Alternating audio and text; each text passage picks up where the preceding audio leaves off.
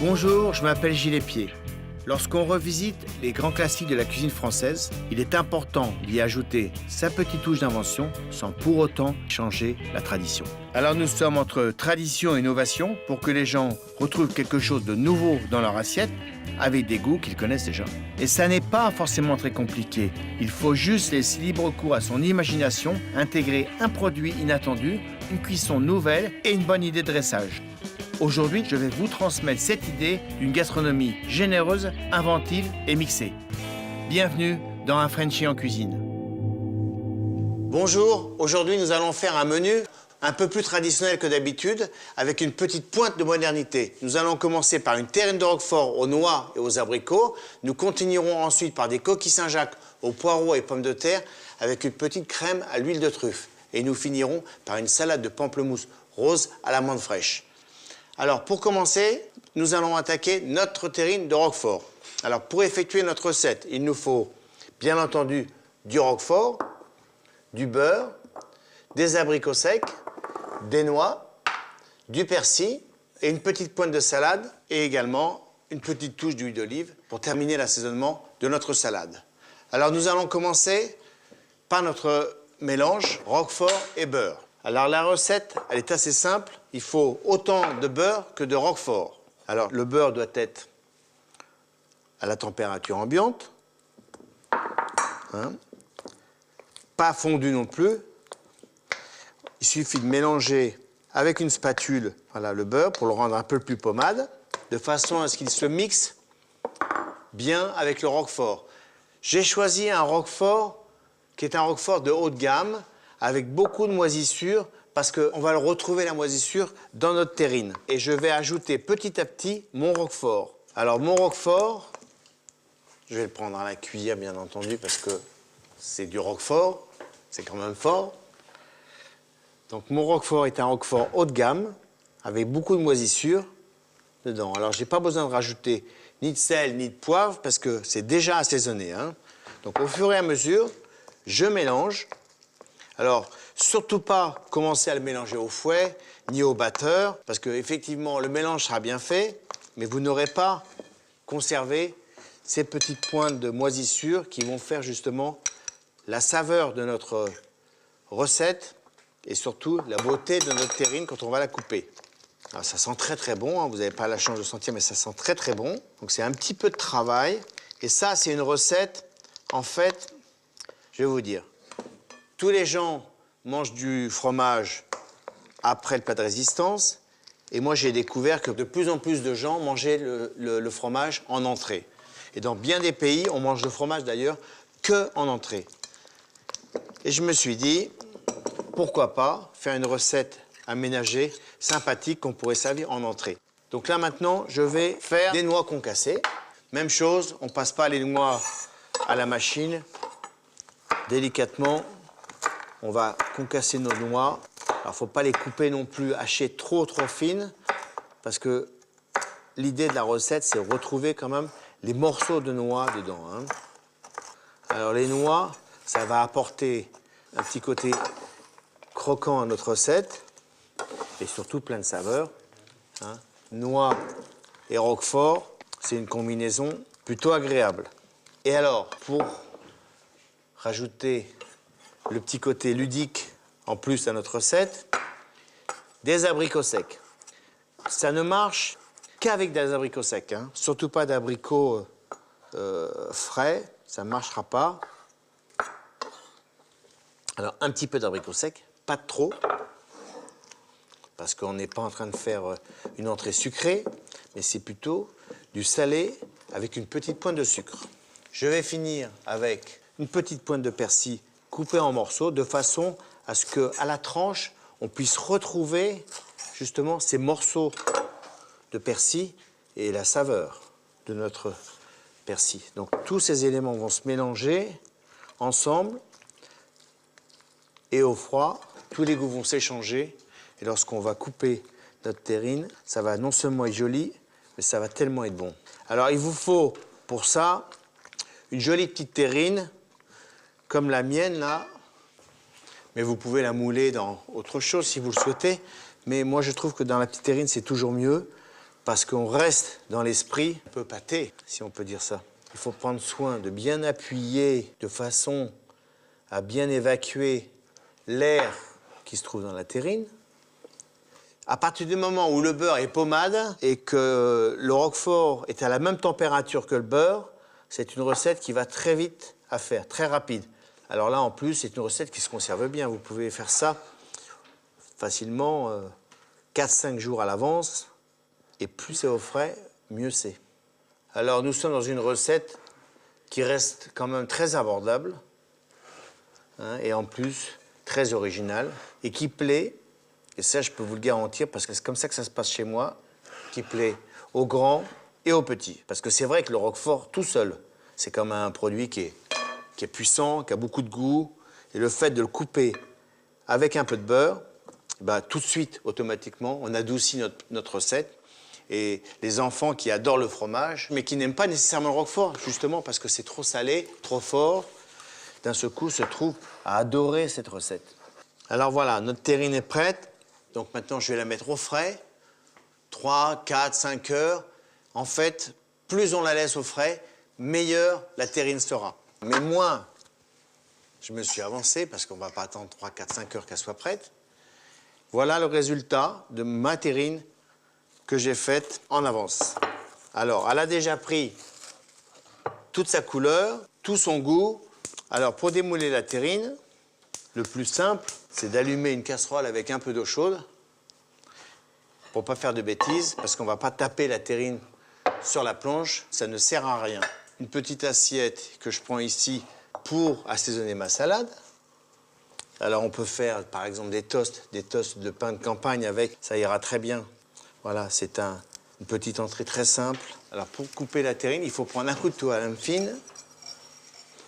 Alors, je passe bien mon couteau autour de ma terrine pour bien décoller le roquefort du moule. Alors, voilà une recette qui va faire plaisir à tous vos amis, parce que moi, je peux vous dire que cette recette-là, chaque fois que quelqu'un goûte la recette, me demande tout le temps, les proportions et comment on fait, etc., etc. Alors maintenant, ils ne vont pas me demander puisqu'ils vont retrouver les recettes sur le site. Voilà. Alors, l'eau tiède, je trempe ma terrine, parce qu'il y a du beurre dedans, je ne vais pas la laisser trop longtemps non plus. Je trempe légèrement, j'espère que ça va se décoller tout de suite. Normalement, oui.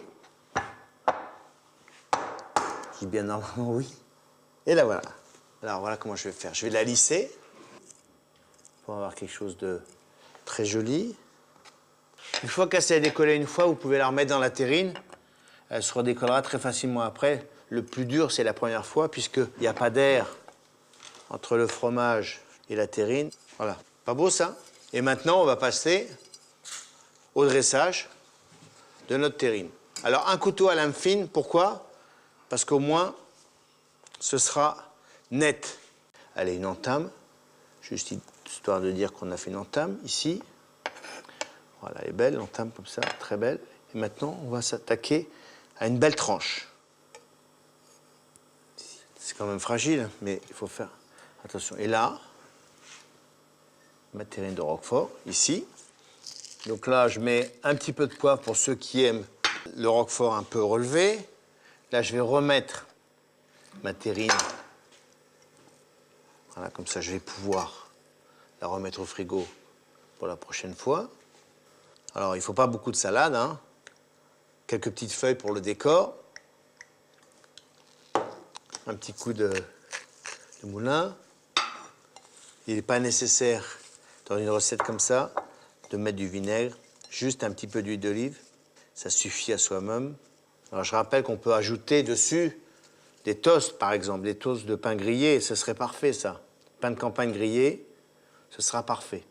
Alors ça, c'est une recette très, très simple, très enfantine. N'importe qui est capable de le faire. Il suffit de mélanger 50% de roquefort, 50% de beurre et ajouter les noix, les abricots et le persil. Donc voilà, notre entrée est maintenant terminée. La terrine de roquefort aux noix et aux abricots. Nous allons maintenant passer à notre plat principal, les coquilles Saint-Jacques aux poireaux et pommes de terre à l'huile de truffe. Alors pour effectuer cette recette, il nous faut bien entendu des coquilles Saint-Jacques. Des belles coquilles Saint-Jacques que j'ai là. Des poireaux, des pommes de terre, de la crème, du beurre, de l'huile de truffe, du piment d'Espelette. Alors je vais éplucher et préparer mes légumes. Alors c'est pas très amusant de faire ça, mais il faut bien éplucher les pommes de terre, n'est-ce pas? Donc j'épluche mes pommes de terre. Alors c'est une recette qui est assez traditionnelle. Enfin le mélange poireaux-pommes de terre, tout le monde va dire oh là là, tout le monde connaît ça. C'est la façon dont on va réaliser notre recette qui va en faire l'originalité. Hein. 1, de par sa cuisson, 2, de par sa finition, et ensuite la petite touche d'huile de truffe qui va faire toute la différence. Alors pour bien laver un poireau, et bien entendu, j'ai coupé le bas, je l'ouvre en deux, même chose ici. Alors j'enlève en général peut-être la première feuille ici. Hein. Donc il faut faire attention quand on lave les poireaux, c'est surtout le sable. Hein, parce que ça pousse dans la terre un peu sablonneuse. Et voilà, il faut bien les ouvrir ici pour bien enlever le sable. Il n'est pas question que lorsqu'on mange les poireaux, ça nous croque sous la dent. Donc c'est ce que nous allons faire maintenant à l'eau froide. On va laver nos poireaux. Alors plus les poireaux viennent du jardin, évidemment, plus il y a de sable dedans, mais bien meilleurs ils sont. Souvent d'ailleurs, les gens qui sont très fragiles des yeux et qui mangent des poireaux qui sortent du jardin ont tendance à pleurer parce que le poireau et l'oignon, c'est la même famille. Alors je vais couper mes pommes de terre. Ce que je vais faire des cubes de pommes de terre. Au fur et à mesure que la cuisson avancera, il faut absolument que mes pommes de terre restent en cubes et qu'elles ne s'écrasent pas. Donc dans cette recette-là, la difficulté, c'est bien entendu la qualité du produit et la cuisson du produit. La cuisson, c'est toujours la chose la plus importante. Fraîcheur, cuisson, assaisonnement et chaleur. Ça peut être bien fait, mais si le plat est froid, ce ne sera pas bon. Comme ça peut être bien chaud, mais si ce n'est pas assaisonné, ce n'est pas bon non plus. Et si ça peut être bien chaud, bien assaisonné, mais si le produit n'est pas bon, eh ben, ce n'est pas bon non plus. Donc ce sont des éléments qu'il ne faut pas oublier de réunir. Lorsqu'on les a tous les trois, eh ben, on réussit un bon plat. Alors bien entendu, les pommes de terre, une fois taillées, il faut bien les laver parce qu'il y a toute l'amidon de la pomme de terre qui doit disparaître. Il faut les laver une fois, 2 fois, 3 fois. Une fois que l'eau est bien claire, c'est que c'est propre. Donc là, maintenant, je vais couper mes poireaux. Pas trop fin non plus, en restant dans le même esprit que mes pommes de terre. Alors, je mélange bien entendu du vert et du blanc. Voilà, il faut réfléchir lorsqu'on est cuisinier un petit peu, hein, quand on fait un plat, à l'harmonie des couleurs et de ce qu'on veut donner à notre plat. Vous voyez, là, j'ai du vert et du blanc, un peu plus foncé, un peu moins foncé. Donc voilà, je pense que j'ai assez de poireaux, ça va faire l'affaire avec ça. Voilà, donc maintenant on va commencer la cuisson de nos poireaux. J'allume mon feu. C'est une recette très simple, mais plus c'est simple, plus c'est compliqué parfois. Il faut respecter la technique. Un morceau de beurre, parce que là, il faut mettre du beurre, pas d'huile d'olive. On n'est pas dans la cuisine provençale, mais plutôt dans la cuisine du nord de notre pays. Donc, allons-y. Soyons généreux avec le beurre. Alors, la cuisson des poireaux, c'est important de les cuire régulièrement et de les mélanger ensemble parce que très souvent, lorsque les gens font une recette, une soupe de poireaux, pommes de terre, par exemple, l'addition des produits fait toute la différence. Si vous faites une soupe de poireaux, pommes de terre et que vous mettez les pommes de terre, les poireaux, vous mettez de l'eau, un morceau de beurre et vous faites tout cuire ensemble, ce sera une soupe de poireaux, pommes de terre, bien sûr. Mais ce ne sera pas une vraie soupe de poireaux, pommes de terre. C'est l'addition du produit, les uns derrière les autres, qui fait la différence du goût. C'est souvent ça la différence. Et en faisant comme ça, non seulement on garde le goût, mais en plus les couleurs. Donc là, nos poireaux, on les voit commencer à fondre. Alors, faire fondre les poireaux sans coloration. Hein. Mes poireaux sont prêts. Je vais pouvoir ajouter mes pommes de terre. Là, je mets mes pommes de terre. Je mélange délicatement. On voit bien d'ailleurs que déjà, mon plat, il a de la gueule.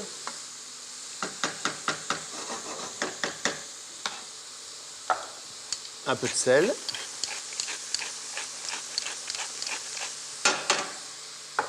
Un peu de poivre.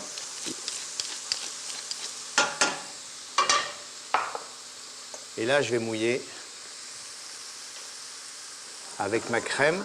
Je ne mouille pas avec de l'eau, ni avec du bouillon, directement avec la crème. L'huile de truffe. Alors, l'huile de truffe, c'est très particulier, l'huile de truffe, hein. Surtout, n'achetez pas des huiles aromatisées ou synthétiques. D'ailleurs, c'est bien indiqué sur l'étiquette, huile de truffe noire, hein. Surtout, ne vous faites pas avoir avec les huiles synthétiques, parce que c'est pas du tout le même goût, et c'est pas du tout le même résultat une fois que ce sera cuit. Donc là, on a tout fait, et là, on est parti pour 15-20 minutes de cuisson. On se retrouve tout à l'heure.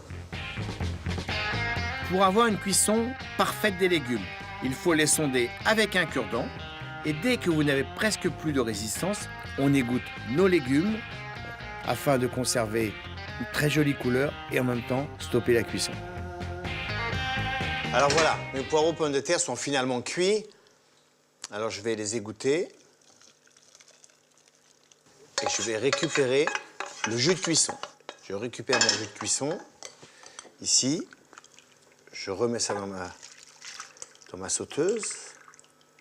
Là, je vais faire réduire gentiment ma petite sauce. Encore un peu de sel, un peu de poivre, pour que ça réduise, et que ça prenne du goût. Donc on voit bien la couleur a changé là.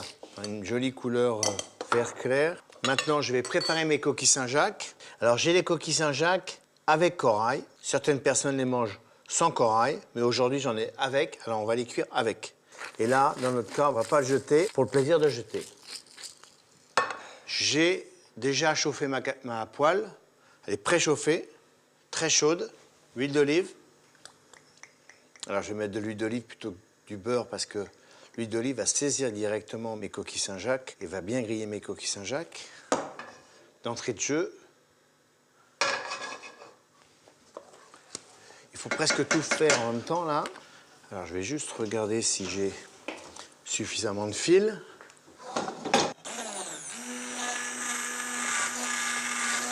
Voilà. Bon, je vais finir avec ça tout à l'heure, parce que pour le faire bien mousser, il ne faut pas que ce soit trop chaud non plus. Donc là, c'est suffisamment chaud. Je vais goûter ma sauce. C'est bon, ça. Très bon. Ça a besoin d'être un peu relevé. Le poireau et les pommes de terre supportent le côté un peu épicé de cette recette. Je vais démarrer mes coquilles. Voilà. Alors, quand on fait des coquilles Saint-Jacques, il ne faut pas mettre trop de coquilles Saint-Jacques dans la poêle en même temps, parce que sinon, si le feu n'est pas suffisamment puissant, ça bout. Alors le mieux, c'est de les laisser cuire sans les bricoler. Quand je dis sans les bricoler, c'est qu'il ne faut pas les remuer, les bouger. Si vous faites ça, eh ben, ça ne va pas caraméliser, ça va bouillir. Pendant ce temps-là, on va dresser notre poireau pomme de terre. Ici. Ça sent bon, ça. Ouh, ça sent très, très bon. Alors, si jamais vous faites les poireaux à l'avance, mettez dans une petite boîte et au moment où vos coquilles Saint-Jacques sont en train de cuire, mettez-les 30 secondes au micro-ondes. Comme ça, vous dressez vos poireaux, ils seront impeccables. Je retourne mes coquilles. Alors, c'est vrai qu'avec le corail, c'est quand même mignon, quoi. On peut assaisonner également les coquilles Saint-Jacques avec du gros sel. Certaines personnes adorent ça. Moi, je préfère qu'on rajoute une petite pointe de gros sel après cuisson. Parce que quand on le met à la cuisson sur les coquilles Saint-Jacques, surtout du gros sel gris comme celui-là, il est un peu humide et il risque de péter dans la poêle. Et là, pouf, vous pouvez en attraper dans le cou ou sur la figure. Et tout le monde sait très bien qu'un coup de gros sel bouillant dans le visage, ça fait pas du bien.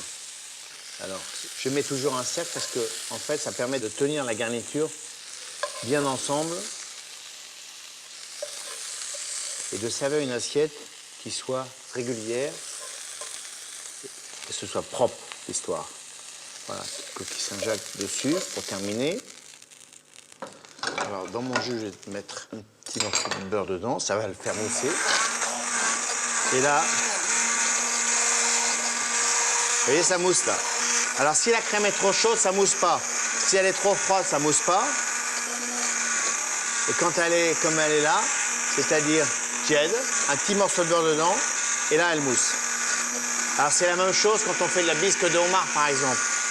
Hein, on peut la faire mousser de la même façon. Vous voyez, on a une belle mousse, là. Et là, moi, je vais utiliser ma mousse. D'abord, je vais décercler. Décercler mon assiette, là. Et je vais utiliser ma mousse que je vais mettre autour, comme ça. Très légère. On a une recette traditionnelle qui est transformée en une recette presque hyper moderne. Petite goutte d'huile de truffe, presque rien, pour ne pas tuer le goût de nos coquilles Saint-Jacques. Un petit peu de piment d'Espelette autour, un petit peu de gros sel pour la finition. Et voilà, mon plat principal est maintenant terminé. Les coquilles Saint-Jacques au poireau aux pommes de terre à l'huile de truffe. C'est maintenant le moment de notre dessert. Je vais préparer une salade de pamplemousse rose à la menthe fraîche et au citron vert. Alors pour réaliser cette recette, il me faut du pamplemousse rose, de la menthe fraîche, un citron vert, du sucre et de la crème. Alors nous allons commencer tout d'abord par peler à vif nos pamplemousses. Ça veut dire que je coupe un morceau de chaque côté de nos pamplemousses et je vais couper avec mon couteau en suivant bien la peau. Alors le plus facile, c'est de faire la découpe du pamplemousse de la façon où je le fais, en faisant bien attention d'enlever la peau blanche, qui n'est pas très bonne et qui sert à pas grand-chose, à part la protection du pamplemousse. Maintenant, je vais faire mes segments. Vous voyez, j'en ai encore laissé, là, il faut que je les enlève, ici. Pas très compliqué, mais il faut quand même bien avoir l'œil. Quand vous choisissez le pamplemousse, il faut faire en sorte d'essayer de choisir des pamplemousses relativement fermes, de façon à avoir beaucoup plus de facilité pour lever les segments et avoir des beaux segments bien épais. Alors, je pense que je peux en faire un autre ici, très rapidement. Et on voit bien que celui-là est un peu plus beau. Alors, on n'est pas dans le pamplemousse quand on l'achète, hein. Il faut seulement essayer de trouver le meilleur en appuyant dessus. S'il est creux, ça veut dire qu'il est déjà un peu plus vieux et qu'il n'y a plus grand-chose dedans, c'est-à-dire que tout le jus est parti. Plus il est ferme, plus vous aurez de chance d'avoir des beaux segments pour faire votre salade. Quelques segments de plus. Donc là, je pense que on est bon, ou presque. Le dernier, et voilà. Donc maintenant, je vais procéder à l'égouttage de mes segments. Une assiette avec du papier absorbant. Et là, je range mes segments de pamplemousse, les uns à côté des autres. Là, vous allez comprendre pourquoi. Une fois qu'on sera passé au dressage. En attendant, on va les laisser tranquillement s'éponger. Voilà, ça c'est fait. Là, on va les laisser s'éponger tranquillement. Et maintenant, on va passer à la crème. Alors, la crème, dans le batteur, on va l'émulsionner, mais on ne va pas faire de la crème. On va mettre un petit peu de sucre d'abord, directement. Mais on ne va pas faire une crème fouettée très serrée. On va essayer de la garder. On va l'alléger, mais on va la garder quand même malléable, de façon à ce qu'on puisse la mettre dans le fond de notre assiette. Parfait. C'est juste comme il faut. Pas trop serré. Donc maintenant, je vais prendre les feuilles de menthe que je vais ciseler très finement. Alors, on ne cisèle pas les feuilles de menthe trop longtemps à l'avance parce que sinon, elles noircissent. D'ailleurs, je vais attendre le dernier moment pour le faire. Et l'intérêt dans notre menu, c'est qu'on a fait un dessert qui pourrait être une entrée et une entrée qui pourrait être un dessert. Donc, tout le monde va y trouver son bonheur. Alors là, je mets ma crème. Je ne vais pas trop la bousculer. On voit bien qu'elle est très légère. Et là, je vais ranger mes segments de pamplemousse. Alors, c'est quelque chose de très simple, hein. C'est pas... c'est très simple, mais c'est très bon. Alors vous comprenez maintenant pourquoi j'ai épongé mes segments de pamplemousse. Je l'ai fait parce qu'autrement, il y aurait du jus de pamplemousse qui aurait coulé partout dans l'assiette. Alors c'est pas une recette qui coûte très cher. On peut le faire même avec de l'orange, hein. Voilà, c'est tout en simplicité et en couleur. Une petite pointe de menthe que je vais ciseler très très finement. Alors c'est vrai que là, sur un coup comme ça, il faut vraiment que ce soit tout en finesse. Pas couper la feuille de menthe, trop grosse. Et là, on parsème de menthe comme ça. Et là, un peu de citron vert. Pour le plaisir.